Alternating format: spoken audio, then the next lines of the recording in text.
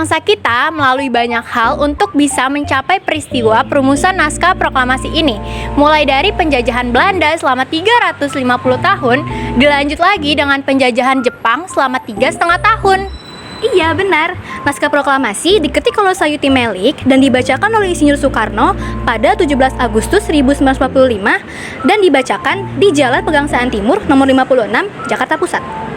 Nah, sekarang kita sudah berada di Museum Perumusan Naskah Proklamasi yang berada di Jalan Imam Bonjol nomor 1, Menteng, Jakarta Pusat.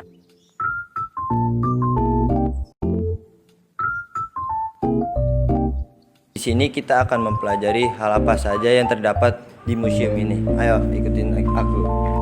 Saat kita memasuki Museum Perumusan Naskah Proklamasi, kita dapat melihat berbagai ruangan yang terbagi menjadi 4, yaitu pra-proklamasi, perumusan proklamasi, pengetikan dan pengesahan naskah proklamasi.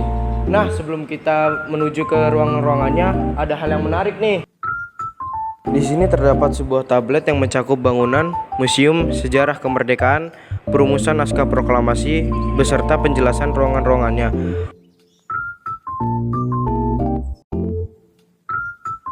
Lalu terdapat para tokoh dan komik digital. Nah, sejarahnya dulu pada saat Jepang mendeklarasikan untuk menyerah kepada Indonesia, Insinyur Soekarno langsung memutuskan untuk mempercepat penyusunan naskah proklamasi. Pada saat itu, Laksamana Maeda, yang mana seorang panglima TNI dan juga bersahabat dengan Ir Soekarno, beliau menyediakan rumahnya untuk menjadi tempat perumusan naskah proklamasi pada tanggal 16 Agustus 1945. Nah, tempat kediaman beliau tersebut sekarang sudah menjadi Museum Perumusan Naskah Proklamasi. Nah, sekarang kita berada di ruangan pra atau sebelum perumusan naskah proklamasi. Terdapat 4 kursi empuk dan 1 meja bulat. Di ruangan ini, Laksamana Maeda juga menjadikannya sebagai kantor. Nah, di ruangan ini juga terdapat lemari yang digunakan Maeda untuk menyimpan buku-bukunya.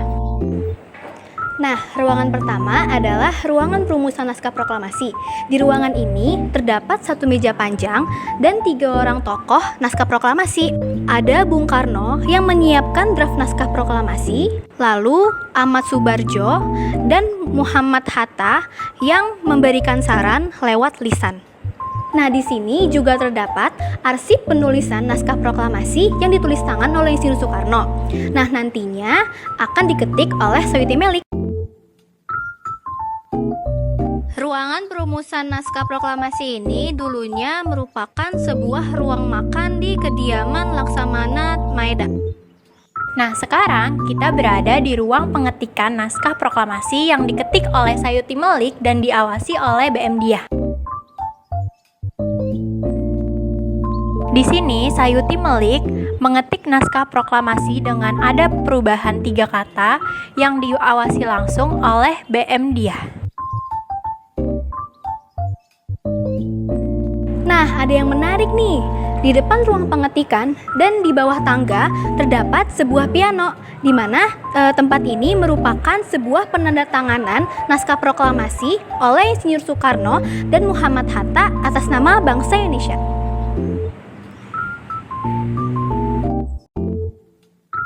Nah, sekarang kita berada di ruangan pengesahan sekaligus pembacaan naskah proklamasi. Nah, di sini terdapat bangku yang mengitari meja besar.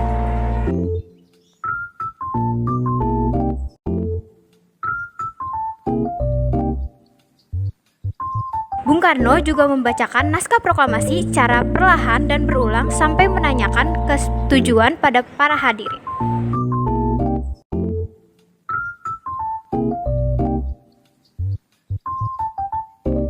Nah, masuk ke bagian belakang terdapat 4 tokoh utama perumusan naskah proklamasi. Yang pertama di sini ada Sayuti Melik yang mengetik naskah proklamasi.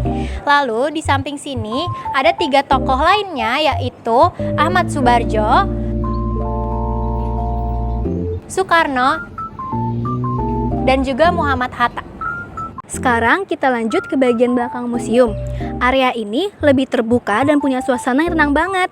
Biasanya tempat ini juga digunakan untuk kegiatan edukasi atau acara komunitas. Ada taman kecil dan jalur jalan yang cocok buat duduk-duduk atau refleksi setelah keliling bagian dalam museum. Suasananya adem dan bikin kita bisa merenung tentang arti perjuangan para pendiri bangsa.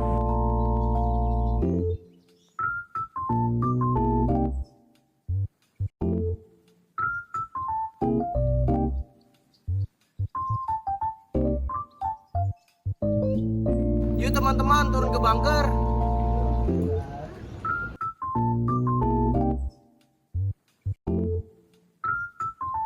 Sekarang kita akan masuk dan melihat isi bunker ini.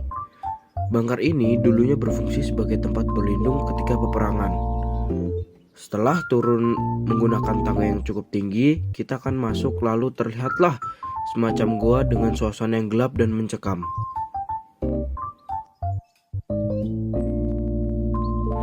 Di lantai 2 ini terbagi menjadi 4 ruangan, yaitu ruang artistik,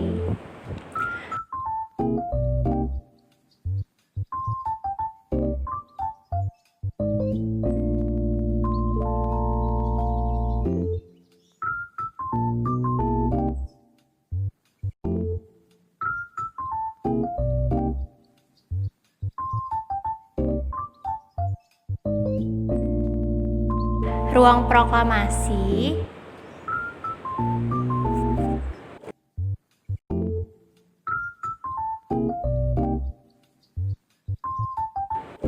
Ruang aktivitas,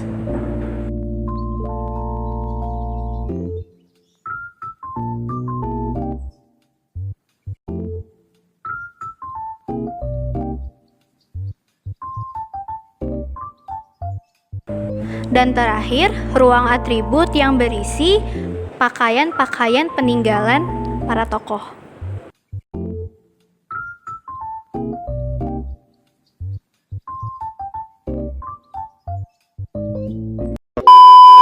Oke teman-teman, itu dia tadi perjalanan kita keliling Museum Perumusan Naskah Proklamasi dari lantai 1, halaman belakang, dan lantai 2. Tempat ini bukan cuma penuh dengan sejarah, tapi juga bisa membuat kita lebih menghargai perjuangan para pahlawan.